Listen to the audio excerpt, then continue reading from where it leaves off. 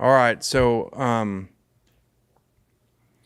really been pleased with our guys, focus and, put a lot on them on install, with the veteran team from a standpoint of older team, but not necessarily all of them being here. And there's a lot of competition. We signed a lot of portal players, and that creates competition at spots, and it's really good to see. And I think our players understand, our goal is to be really good. And a lot of times, just like in the NFL, that means bringing people in, even if it makes some people uncomfortable. So, and I think it's really good to be in a second year of a defensive scheme.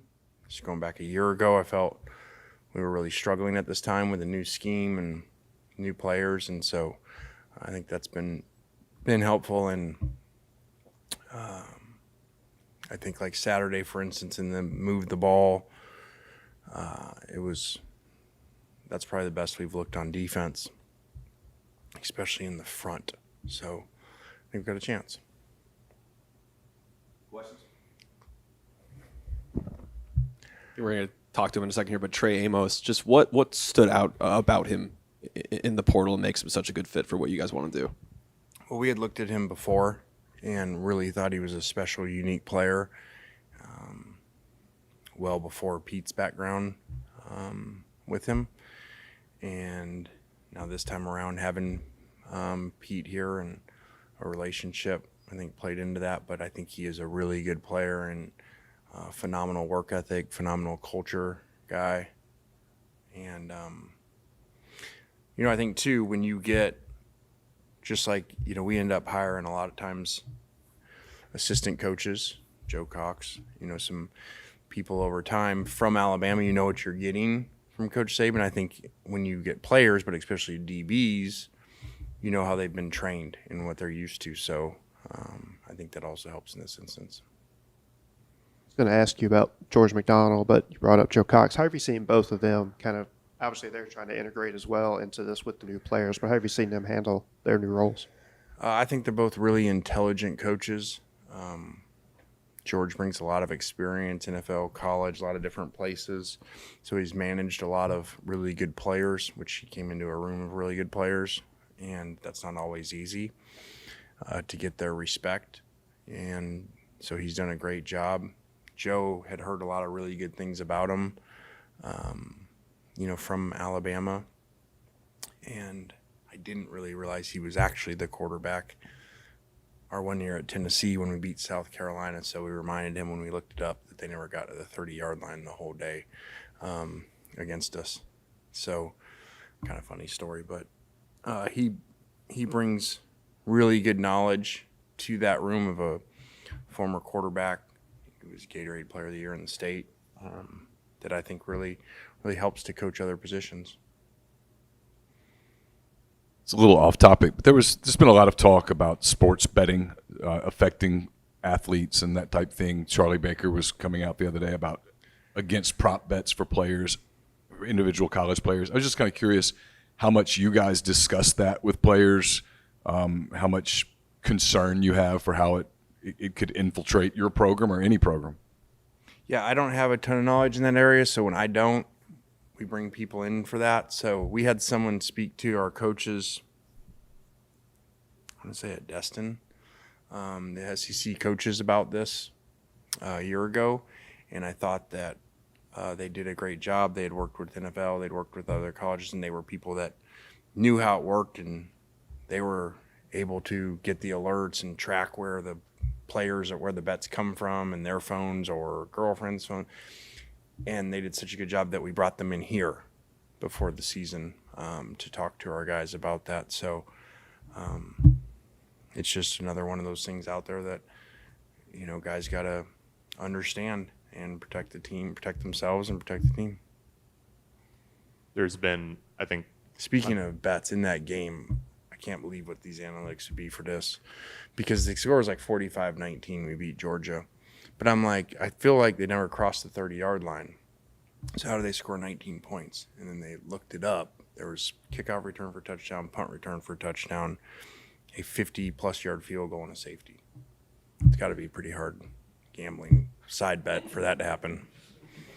that would pay well. You had mentioned knowing what you're going to get from a defensive back in a Nick Saban system. What are you getting? What is that?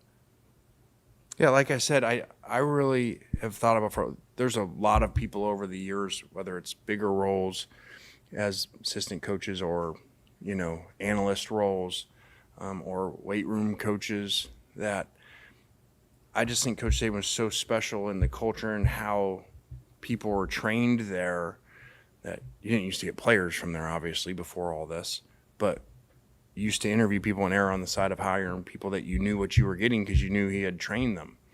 And, there's going to be another one here, I think, in the next day or two, of a name you're going to know really well.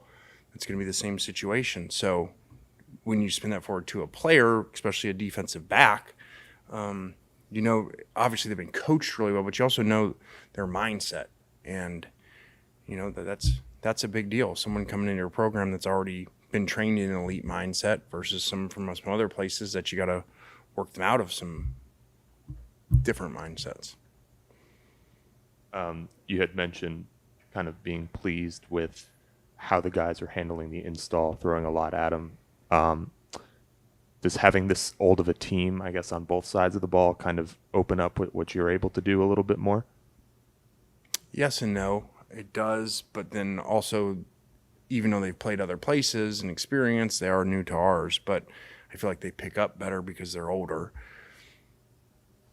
I think it is a very, maybe you guys feel it out there, a very NFL vibe, because we always have so many new players, but this, I think, more than ever, are players that have played a lot, especially in this conference.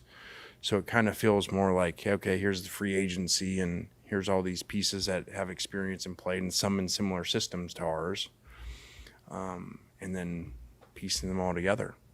And right or wrong, I've erred on the side of, hey, we're going to do a lot of mental work, we're going to do a lot of practicing, but we're not going to do a lot of tackling, a lot of physical work, just for the wear and tear of the off season and the season, and potentially a lot of games. I'm not saying we're going to play a lot of games, but potentially a new format has a lot of games. Last week, Uman Millen kind of described the different coaching styles at Florida and here. Just, it seems like you guys have a more hands-on group. Just, has that always been the case since you've been here? And what does that say, I guess, about the coaches you bring in? Yeah, I don't really like how he phrased that, but that's his phrasing. I just like to focus on, I think we do a really good job here. I think that both sides, but defensively, I think Pete and the coaches over there do a really good job of moving people around, but really coaching them. Again, back to the Nick Saban, Pete Golding trained by Nick Saban, you know what you're going to get there. And I think the players, when they come in here, feel that. And so you do see comments like that. I think to his point, honestly, he really was just not trying to take a shot at Florida. Yeah. Again, I would focus on our part of it. And that would make sense. If I had Pete Golding that was trained by Nick Saban and I was a player, I'm probably getting really good stuff. And Lou Spanos was a name he mentioned. What does he bring to the table? Yeah, Lou has a ton of experience, been in the NFL for a long time and been a coordinator before, and really good with rush stuff. So it's great that Lou stayed again, because a lot of these guys come in and they're gone after a year. There's a report that you guys have hired Mike Williams as a personnel piece. Are you able to comment on that? Yeah, Mike's been here probably a week. I just continuing to try to evolve to where I think where it is and where it's going. And you guys know, I just try to say, okay, this is what it is, and look at things a different way.